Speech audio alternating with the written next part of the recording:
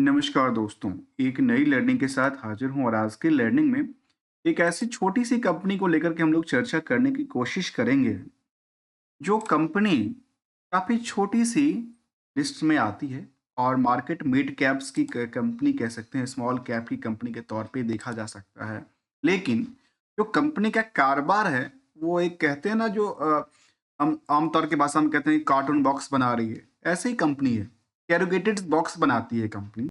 लेकिन इसका बिज़नेस में देखा जाए, तो जो इनकी प्रोडक्टिविटीज़ हैं, उसको लेकर के अब देखेंगे, तो वो जो इनकी प्रोडक्टिविटीज़ हैं, जहाँ पे वो रेगुलर्स बनाती है, जिस कार्टून जिसको हम लोग बोलते हैं। इसके अलावा बॉक्स जो कि ड्राई कट वाली बनाती है। इसके अलावा कुछ और डिज़ाइनिंग और अलग-अलग मतलब सिंपल शब्दों में समझा जाए कि जो जो बॉक्स बनाती है, कार्टून बनाती है, उसको लेकर के स्टॉक मार्केट में लिस्टेड भी है। लिस्टेड के साथ-साथ यदि देखा जाए तो निवेशकों का इंटरेस्ट भी ज़ाहिर काफ़ी होता है और आज के टाइम की बात किया जाए, तो इनकी चार्ट ग्राफ ये कहते हैं कि near about the higher time के आस-पास उन्होंने इनकी स्टॉक प्राइस में मूव करती नज़र आती है।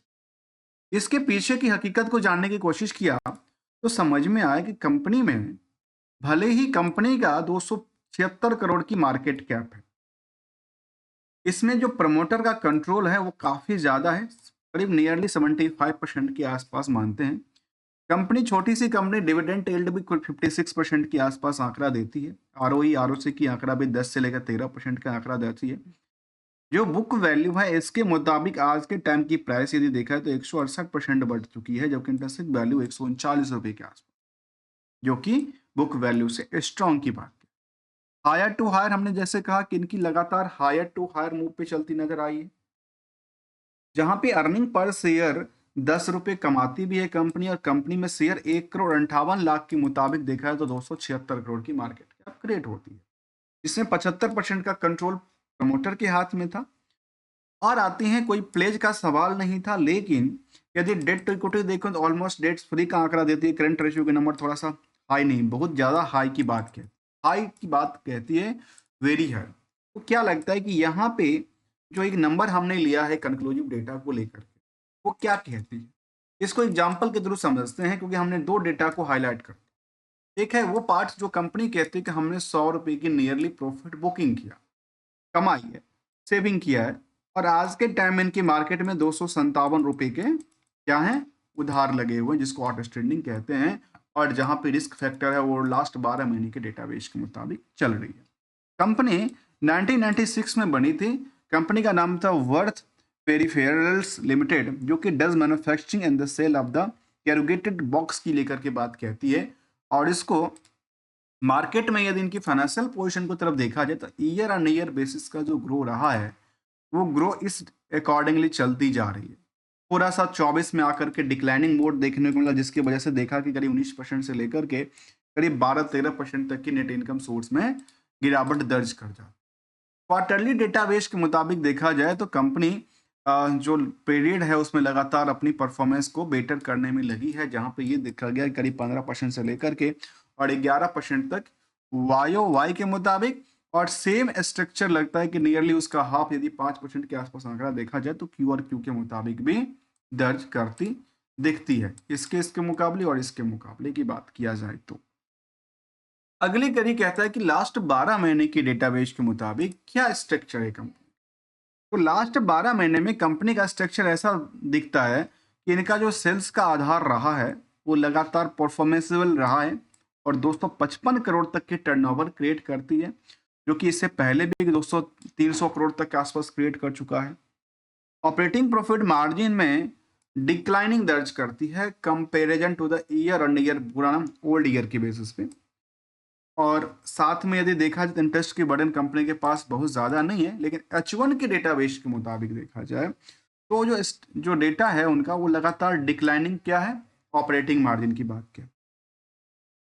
लेकिन सेल्स में क्या है, किसी भी कंपनी को हम लोग क्या क्या चीज पे देखते हैं, देखिए उसको भी एक लिस्ट और देखते हैं। हम हमेशा कहता हूँ, देखिए कंपनी का सेल्स जो है वो लगातार ग्रो कैटेगरी में है कि नहीं है, क्या प्रॉफिट का जो परसेंटेज है वो ग्रो करती रही कि नहीं है। इसके अलावा उसमें कुछ चीज और देखा है तो प्रॉफिट इन द दो चीजों को लेकर के, क्या ऑपरेटिंग से ग्रो कर रहा है या फिर अदर सोर्स ऑफ इनकम से ग्रो कर रहा है? क्या इसके आधार पे मार्केट में कुछ आउटस्टैंडिंग सेल्स तो नहीं पड़ा था? पैसे तो नहीं पड़े थे? और यदि पड़े थे तो कितना रिस्क फैक्टर की बातें करते, कितने दिन के लिए बातें करते? क्या प्रॉफिट के बेसिस पे मार्केट में डेटर्स जो कि डेट इक्विटी रेशियो जिसको देखते हैं, कर्ज की जो इंटरेस्ट की सिचुएशन है उसका क्या सिचुएशन जनरेट करके दे रही है? तो इन सब चीजों को देखते हुए देखा जाए तो इस सीजीआर के बेसिस पे जो कंपनी का परफॉर्मेंस था अप डाउन के साथ डिक्लाइनिंग और न्यूट्रल के आसपास हो जाती है।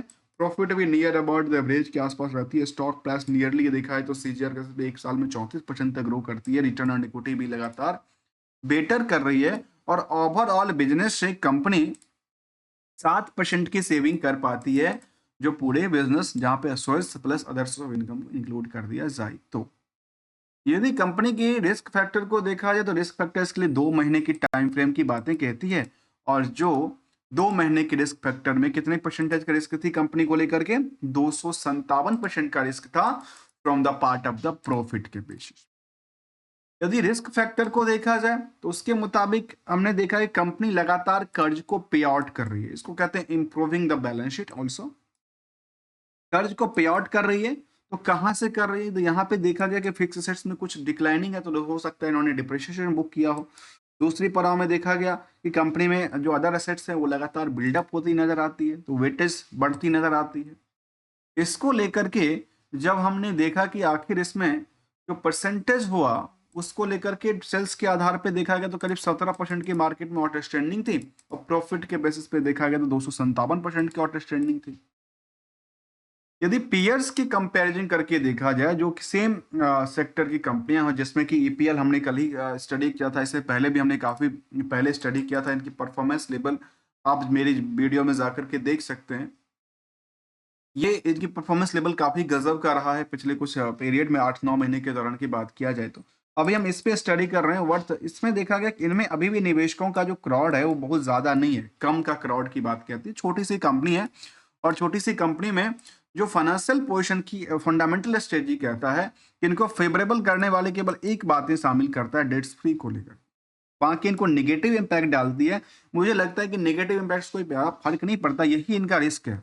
रिस्क क्या है? जहां पे रिटर्न प्रॉफिट थोड़ा सा कम रहा डिविडेंड को लेकर के, डिविडेंड पे सेल्स का प्रॉफिट कम रहा है, रिटर्न ऑन इक्विटी भी थोड़ा सा कम रहा, लेकिन ये इनके लिए रिस्क फैक्टर की बातें कहती है। और रिटर्न में हमने देखा कि मार्केट अप डाउन के सिचुएशंस में नियरली अभी रिसेंटली हायर टू हायर पे मूव करती हुई दिख रही है। यदि हम सिंपल ऐसा देखा जाए इनके चार्ट लेवल में तो अभी कह सकते हैं कि इनका जो चार्ट लेवल था वो लगातार हायर टू हायर के आसपास उन्होंने नई रेजिस्टेंस क्रिएट करती हुई निकली है। अगली चीज कहता है इसको लेकर के जो क्या कंपनी के मुताबिक यदि निवेशकों का इंटरेस्ट हम जान रहे हैं तो उसमें मुताबिक देखा जाए करीब 7 से 8 हजार निवेशकों का इंटरेस्ट रहा है, जबकि कंपनी में पब्लिक की होल्डिंग में कोई बड़ी सुपर इन्वेस्टर या बिग बुल नहीं, आम निवेशकों के पास पैसे लगे हैं। और ऑलमोस्ट यदि देखा जाए तो 276 करोड़ की मार्केट कैप वाली कंपनी में जो ग्रो फील्ड के लिए डील करती है उसमें 75% की होल्डिंग प्रमोटर के पास है। और P ratio from the stock P के हिसाब से देखा जाए इंडस्ट्रियल के भी तो अभी काफी भी यहाँ पे क्या है गैपिंग की बात कहती है, जहाँ पे फुलफिल किया जा सकता है। हो सकता है इसके मुताबिक यदि मार्केट चले, शायद यहाँ से यदि 50% मार्केट चलती है तो ये मार्केट आगे चल करके और बेटर परफॉर्मेंस करते हो सकता है, जहाँ पे 250 से लेकर के 300 तक रेंज में जा सकता है। लेकिन इनका करंट रेशियो की पार्ट्स थोड़ा सा हायर बार्स दर्ज करती है, जिसकी वजह से हमने देखा कि इनका जो ये पार्ट्स हैं इसमें इस तरह के पॉइंट्स दर्ज करती नजर आई है। अगले कुछ सेंटिमेंटल की तरफ देखा जाए तो कुछ ऐसा अपडेट तो निकल के नहीं आते। ट्रेडिंग विंडो को क्लोज करने की बात करती है क्योंकि इसका सबका अब इसी महीने की अब जो क्वार्टरली है उसका खत्म होने वाला है, 1-2 दिन का टाइम बचा हुआ है। और विदाउट किसी ट्रेडिंग एडवाइजरी और नोट्स को हम जानने की कोशिश करते रहते हैं एज अ टाइम फ्रेम। जहाँ तक हमने देखा कि पिछले 1 साल में इसकी स्टॉक में करीब 55% की जंप किया है और पिछले 5 सालों में देखा गया 270% तक की जंप देखने को मिला है। और इस तरह के रिएक्शंस एक ही बार नहीं कई बार हमने देखा कि मार्केट लगातार हायर टू हायर पे अपनी नई रेजिस्टेंस क्रिएट कर लेती है और दोबारा मार्केट गिरती भी, ऐसा नहीं कि नहीं गिरता है, वहाँ पे प्रॉफिट बुकिंग ऑब्वियसली होना ही है।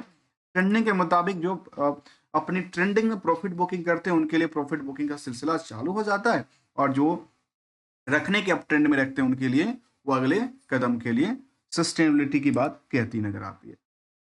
दोस्तों, किसी भी कंपनी, किसी भी प्रोडक्टिविटीज को लेकर हमारे साइड से ना कोई ट्रेडिंग की बात, ना कोई एडवाइजरी की बात शामिल है। Only as learning point of view से हम लेके आते हैं, जो हमारी समझ में आता है वही आपके सामने भी रखते हैं। मिलेंगे कुछ नई स्टडी के साथ, तब तक के लिए थैंक्स फॉर द ज्वाइनिंग दोस्तों।